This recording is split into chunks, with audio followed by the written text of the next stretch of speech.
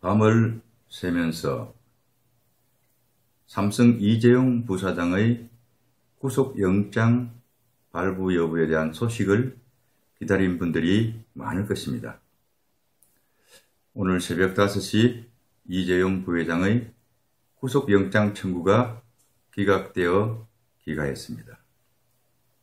당연한 결과인데 시간이 너무 많이 지체된 것일 뿐입니다. 탄핵시켜놓고 정당성을 찾기 위해 그동안 특검이 무리한 수사를 한 것을 확인한 것뿐입니다. 많은 국민들이 밤을 지새운 것은 그만큼 사안이 중대하기 때문일 것입니다. 이제 차분하게 이와 같이 관련된 부분들을 정리하고 냉정하게 행동할 때가 되었습니다. 제가 페이북에서 밝혔듯이 삼성은 내부적으로 아마 이재용 부회장의 구속 여부를 두고 아마 전쟁을 준비하고 있었을 것입니다.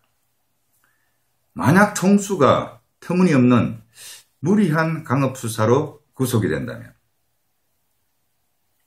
뒷감당을 특검은 도저히 할 수 없었을 것입니다. 역설적으로 법원이 검찰의 숨통을 열어준 것입니다. 특검에 의해 삼성이 부당한 피해를 입는다면 곧 그것은 대한민국의 피해와 직결되기 때문입니다. 국민들이 가만히 보고 있겠습니까? 대통령, 국회 탄핵 가결은 국민들의 심리적 불안, 더 이상 밀리면 대한민국은 망한다. 불안하다. 망할 거야. 라는 위기감에 단결력을 가져왔지만 삼성 총수의 구속은 다른 양상을 가져오는 것입니다.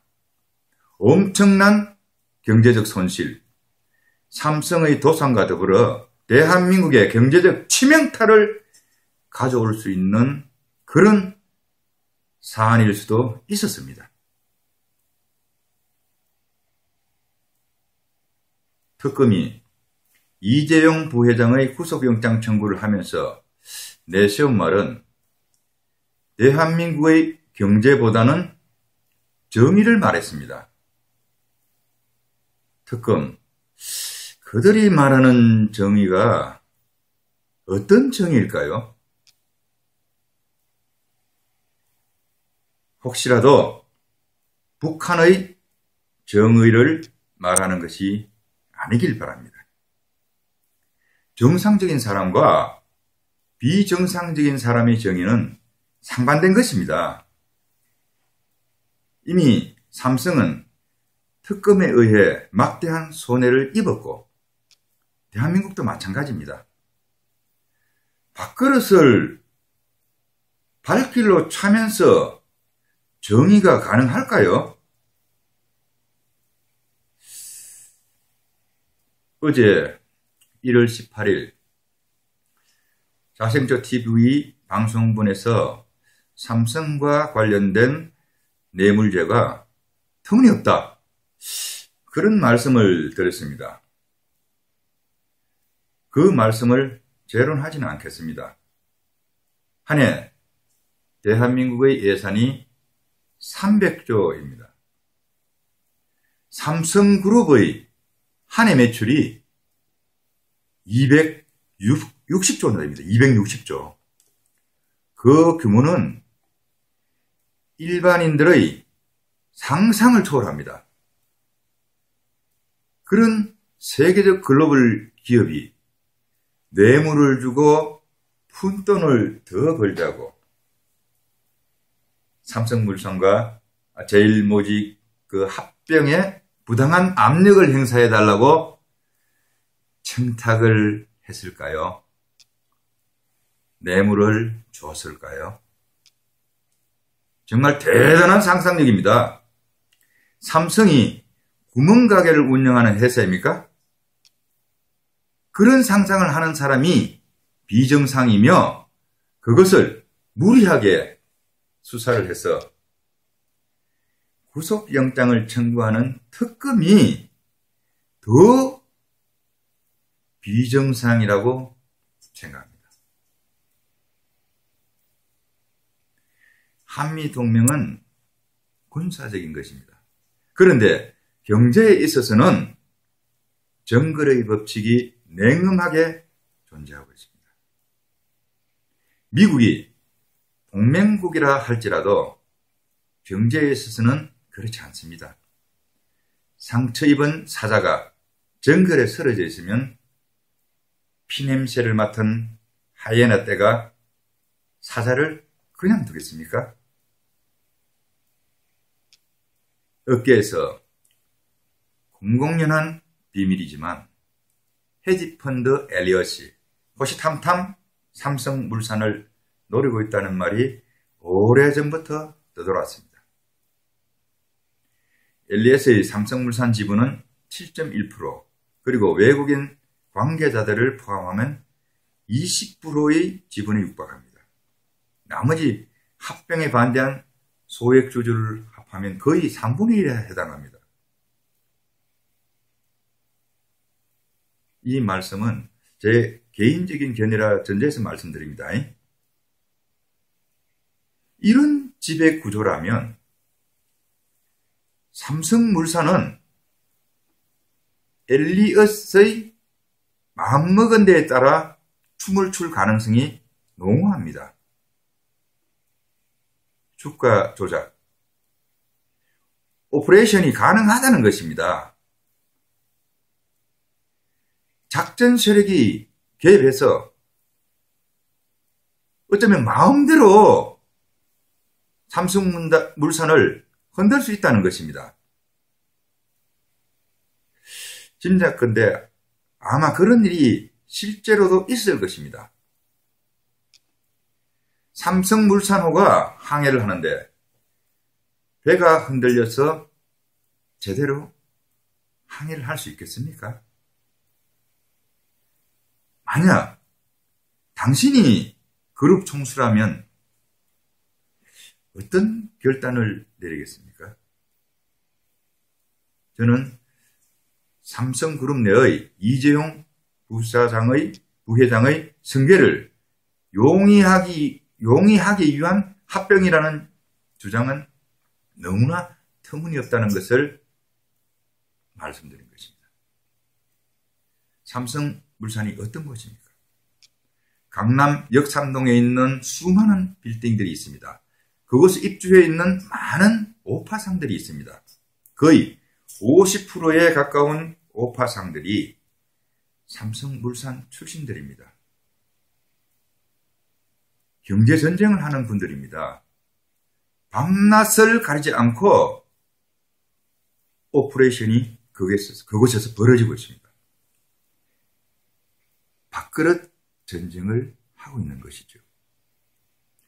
만약 엘리엇이 삼성물산을 장악하게 되면 어떤 일이 벌어질까요? 어마어마한 밥그릇을 송두리째 미국에게 뺏기는 결과를 초래합니다. 일자리를 만들라고 아우성을 치면서 있는 일자리를 발로 찹니까? 특검이 얼마나 큰 잘못을 하고 있는지를 제대로 알라는 것입니다.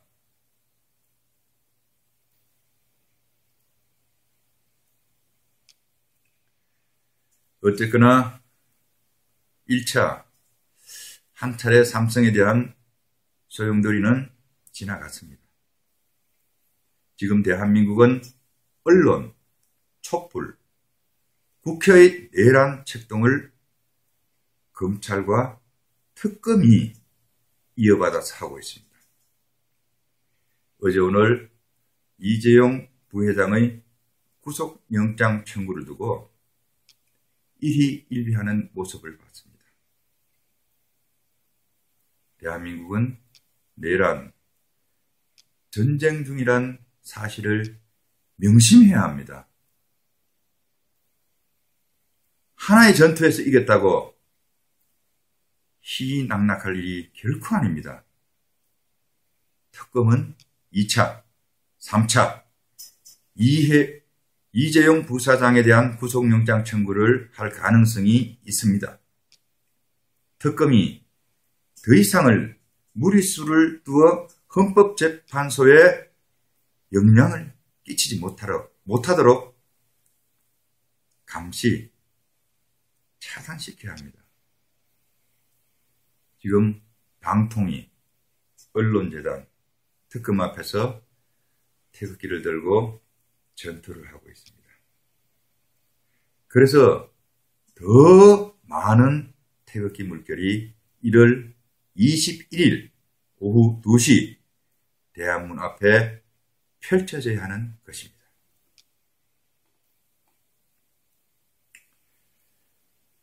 오늘도 많은 태극기 물결이 전국 곳곳에서 있었습니다.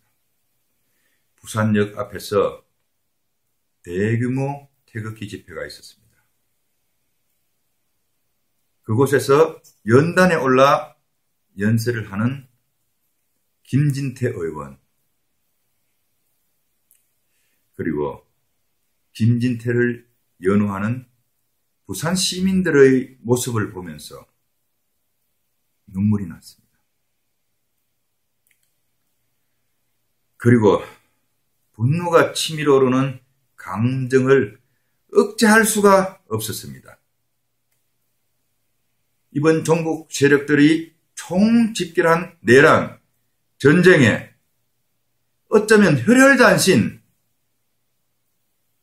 장판교의 장비처럼 고군분투하는 제도권 김진태 의원입니다. 김진태 의원은 새누리당 의원들이 태극기 집회에 참석해달라는 호소에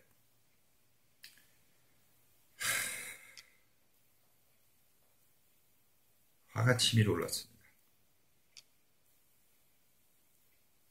새누리당 도대체 어디서 무엇을 하며 다 어디 갔냐는 것입니다. 제가 화가 난 것은 김진태 의원을 보면서 국정조사 청문회에 참석한 정부 인사들의 자세가 그 정도밖에 되지 않느냐는 것입니다. 청문회가 뭡니까? 묻고 답하는 것입니다. 청문위원들은 경찰이나 검사가 아닙니다. 왜 그 앞에서 바짝 쫄아가지고 할 말도 제대로 못합니까? 뭔 죄를 그렇게 많이 지어가지고 움츠리고 있는 것 아니냐? 그런 인상을 국민들에게 심어줍니까?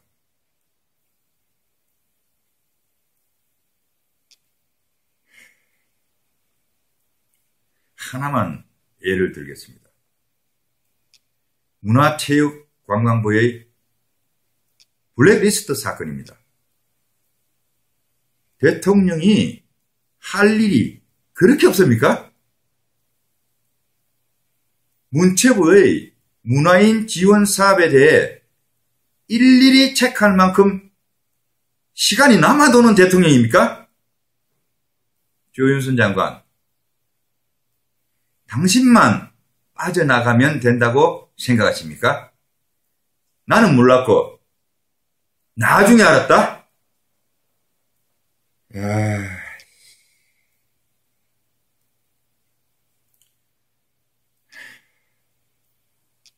이런 사람을 대통령이 총애를 하며 보건복지부 장관, 정무수석, 문체부 장관,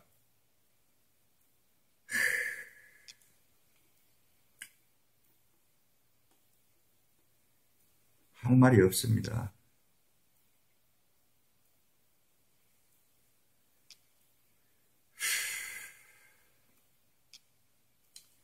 블랙리스트 건은 특검의 수사 대상이 아닌 특검의 월권, 특검법 위반입니다. 이런 말을 조윤선 장관은 한 적이 있습니까? 그리고 블랙리스트 작성을 몰랐다고 할 것이 아니라 몰랐더라도 자신이 모든 책임을 지는 자세가 리더입니다. 장관이고요. 이 정도도 모르면서 정치를 하고 대통령을 보좌하고 있었습니까?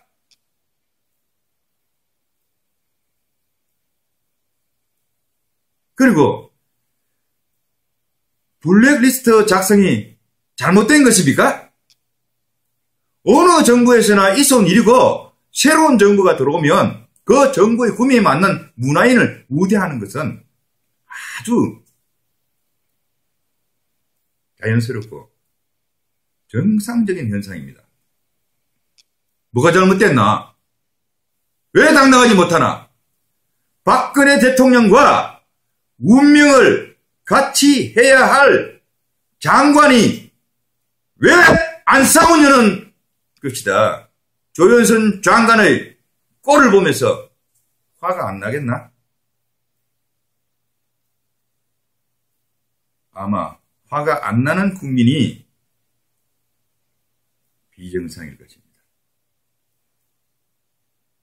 또 새누리당 의원들에게 한마디 하겠습니다. 새누리당 비례대표 의원들, 너들 뭐하냐? 어? 태극기 집회에 나가면 다음 공천에 불이익을 준다고 누가 말했나? 보통 야당에서는 비례대표는 전투력을 가지고 발휘한 사람들을 다음 공천 심사에 많은 가산점을 주더라. 새누리당은 그 반대냐? 초선 비례대표 단 한 인간도 나라와 정부의 위기에 나서 싸우는 사람이 없더라는 것이다. 재선인 김진태 의원을 보고 그래서 눈물이 나더라. 그리고 웅크리고 있는 너들을 생각하면 화가 치밀어 오르더라. 정신 차려라.